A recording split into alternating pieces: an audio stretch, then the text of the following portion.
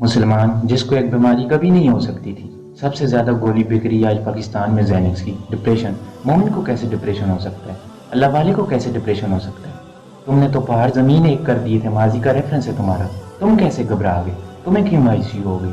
Doubt کہاں سے آ گئے؟ جبکہ پہلا جملہ ہی اللہ تعالیٰ قرآن میں کہتا ہے کہ انسان اور بندے کا تعلق کان ازال کل کتاب لا رہی بفی سے ہوتے ہیں۔ ہم کیسے شک میں آ گئے؟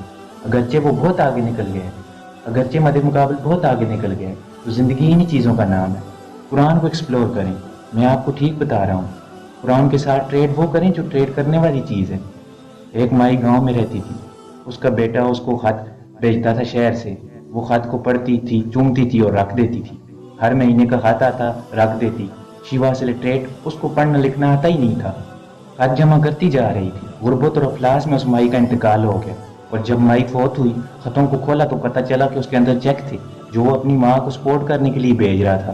ماں اپنی بے خبری میں اس چیز سے فائدہ نہیں اٹھا پائی، اوپر سے چومتی تھی، رکھ دیتی تھی۔ مسلمانوں ایمان سے بتاؤ، کیا آج ہم قرآن کے ساتھ ایسا نہیں کر رہے؟